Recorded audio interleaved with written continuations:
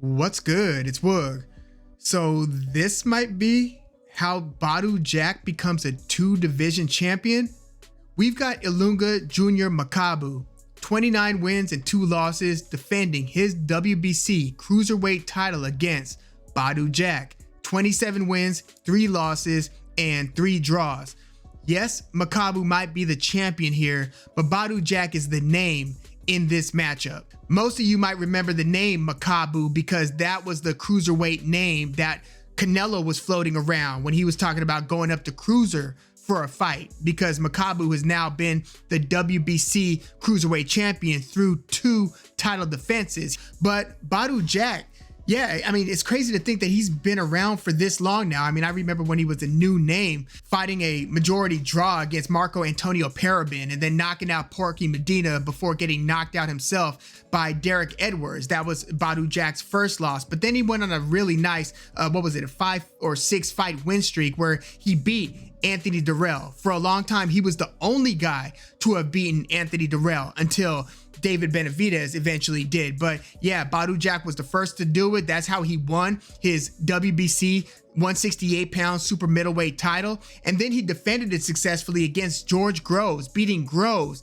in a split decision. So think about some of these guys who Badou Jack's beaten. He beat Prime Anthony Dirrell, beat George Groves, and then he's got the win over Lucian Bute, but that was a disqualification win. It was originally ruled a majority draw between Badou Jack and Lucian Bute, but then they changed it to a disqualification win because Lucian Bute had tested positive for performance-enhancing drugs. So after that Bute fight, Badou Jack tried to unify the titles. He tried to fight for the IBF belt that was held by James DeGale. James DeGale had several successful title defenses and was kind of seen as being, if not the best, one of the 2 or 3 best at 168 for a few years. So this was a big deal, Badou Jack versus James DeGale, and this resulted in one of the best fights I've ever seen, ever. This was a majority draw. So yeah, Badou Jack has a lot of rough luck when it comes to fights resulting in draws, but this was such a brutal fight. It got tough to watch. You look at how mangled James DeGale was after that fight. You look at the beating that Badou Jack sustained over that fight. It would have been the 2017 fight of the year if it wasn't for Vladimir Klitschko versus Anthony Joshua, also taking place in 2017. But in terms of the action that you see, I actually think that James DeGale versus Badou Jack was a better fight than Klitschko versus Joshua. But I mean, it was a momentous occasion when Klitschko fought Joshua, a heavyweight title fight with a legend versus the new, basically the future of the division. Yeah, it was one of those. So I get why they would give it to Klitschko versus Joshua over Badou Jack versus James DeGale. But yeah, phenomenal fight. It was disappointing on the Badou Jack side. I'm sure on the James DeGale side as well, because both of these guys wanted to unify the titles, but it resulted in a majority draw. And I really urge anybody who has not yet seen James DeGale versus Badou Jack, you'll be hard pressed to find a better fight. I look at that as being nearly up there with, Lee Wood versus Michael Conlan, or Naoya Inoue versus Nonito Donaire 1. But after that James DeGale versus Badou Jack fight, which I'm not sure that either one of those guys was ever the same after that fight. You look at James DeGale's career after that, he lost to Caleb Truax not too long after that, and it ended up having his last career fight and got beaten up by Chris Eubank Jr. I don't think James DeGale was ever the same after that, and I don't know if Badou Jack was ever the same after that. After that fight, he moved up to light heavyweight, and his debut there was great. He beat the hell out of Nathan Cleverly. I think he retired Cleverly in that fight. I think that was Nathan Cleverly's final fight. Stopped him in the 5th round, just beat him up the whole fight, basically. And then he had a title opportunity against then longtime WBC light heavyweight champion Adonis Stevenson. And Stevenson won the first few rounds, but boy, Badou Jack came on strong in the second half of the fight. Arguably should have won the fight, but it's tough to tell because Stevenson did bank a good amount of those early and middle rounds, but Stevenson gassed so bad where he was just hanging on by the end of that fight. And that fight ended up resulting in a majority draw, which just continues that tough luck for Badou Jack in these very close and consequential fights. And that was actually Adonis Stevenson's last stand as a light heavyweight champion. It was his next fight where he would lose via 11th round knockout to Alexander Gvozdyk and then ended up in the hospital in a coma. Adonis Stevenson was having all kinds of problems, and it's been a road to recovery since. So, I mean, that was evidently one fight too many for Adonis Stevenson. In retrospect, probably should have called it a day after that Badou Jack fight, but hindsight's 2020. But after Adonis Stevenson versus Badou Jack, his next two fights, Jack's next two fights, were against Marcus Browne and Jean Pascal. Both of these resulted in losses. The first fight against Marcus Browne featured a headbutt that ended up creating one of the most gruesome cuts I have ever seen on a boxer's forehead. Like, it's still beyond me how they let that fight continue. Like, I swear, this would look like it was a few inches long on Badou Jack's head, like right down the middle, and he was a bloody mass for the rest of that fight. And yeah, Marcus Browne won that fight via unanimous decision. And then in Jack's next fight, he actually got dropped against Jean Pascal. And Pascal, you know, he's kind of like a take a step back, okay, ambush with a couple quick punches type of fighter. And Jean Pascal won a split decision over Badou Jack. So by that point, you're thinking, damn, are Badou Jack's best days behind him now? Because now you're talking about back-to-back losses following that title challenge draw against Adonis Stevenson. And basically, Badou Jack hasn't fought at an elite level since that Jean Pascal fight in December of 2019. He's won all 5 of his fights after that last loss. A couple of those were at light heavy, but most of them were now at cruiserweight. So now we're talking about another step up in division for Badou Jack. He's going to be fighting 200 pounders now. So you go from 168, 175, now fighting cruiser, and now he's going to be taking on a belt holder with a couple successful title defenses. So when I think Ilunga Junior Makabu versus Badou Jack, yes, it is Badou Jack who's had the more prestigious career, who, you know, came this close to becoming a unified champion at 168 with that fight against James DeGale, resulting in a draw, and came this close to being a 2-division champion if he would have gotten the, you know, the split decision win over Adonis Stevenson. So yeah, Badou Jack has had the more storied career, and he is on a 5-fight winning streak, but this is going to be a big step up in cruiserweight competition for Badou Jack when he takes on Makabu. Makabu, I would say his best fight that I've seen was his first fight against Thabiso Mchunu,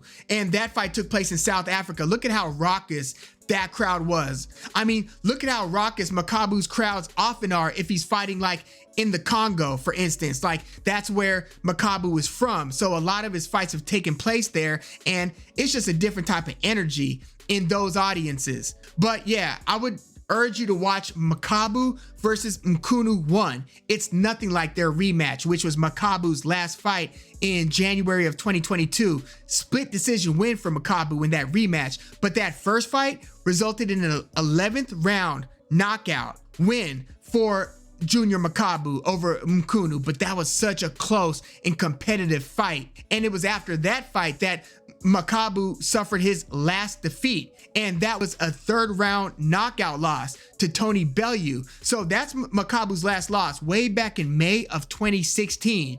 Hasn't lost in the last like 6.5 years, and he's fought some pretty good fighters. He fought Mikhail Sislak. He's the guy who just went the distance against Lawrence Okoli. He kind of neutralized Okoli a little bit. It ended up being kind of a rugged fight where Okoli didn't necessarily look great against Sislak, and Makabu's fought Duradula. He knocked him out in the 7th round. Alexei Papin is another pretty good opponent that Makabu's fought. So in assessing Makabu versus Badou Jack, again, don't get fooled by Badou Jack being the bigger name with the better reputation.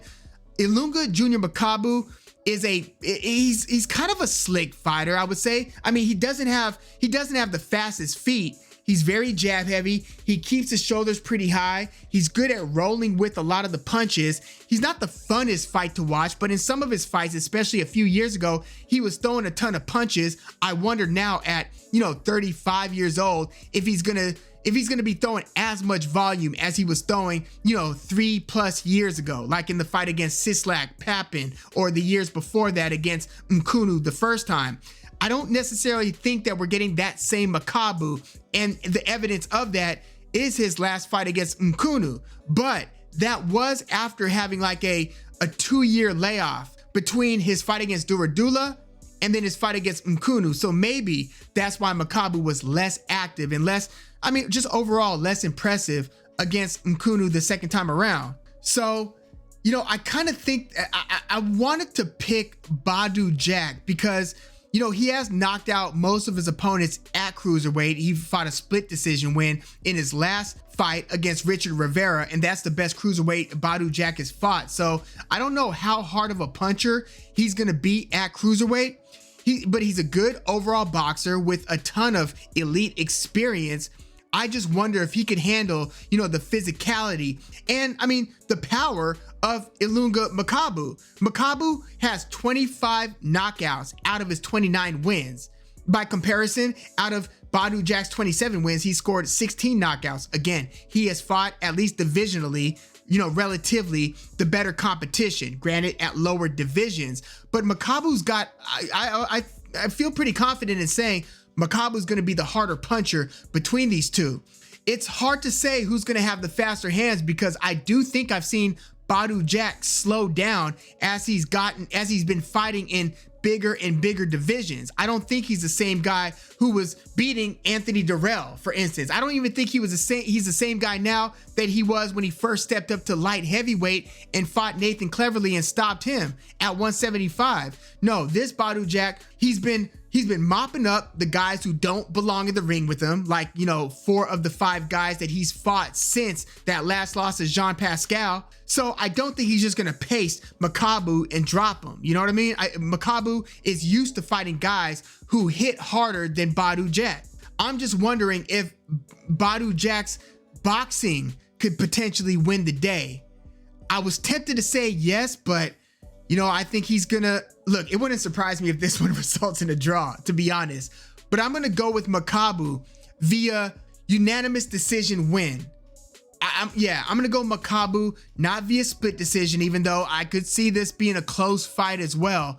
And I could see this featuring a lot of rounds that might be tough to score. But I think that, I mean, and another thing with Makabu, sometimes he'll get on his front foot, start working behind the jab, and start throwing his hard left hands because he is a southpaw. That's another thing to consider, the angles here.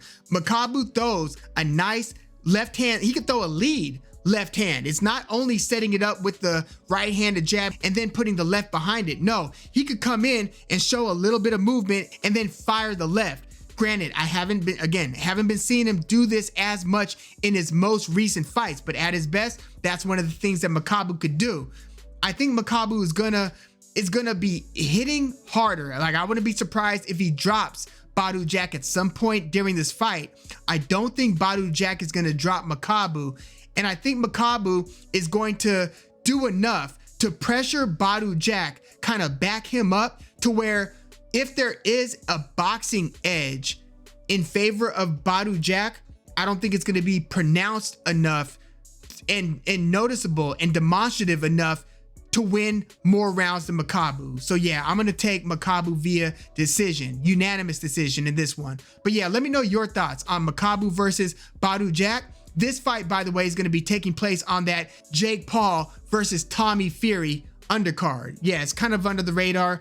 Badou Jack is long in the tooth. Makabu is pretty much the least heralded, I would say, out of the cruiserweight champions. You know, it was Maris Briedis before Briedis lost to Jay Opataya, but then you've got guys like Lawrence Okoli who've been fighting higher profile fights with Matchroom. He's not a Matchroom anymore, but he was. And so, yeah, Makabu, he doesn't have, like, he's not a known name to non-hardcore boxing fans, but I do think he's gonna successfully defend his title for the 3rd time, and this time it's gonna be against a former champion in Badou Jack. But let me know your thoughts on this one in the comments.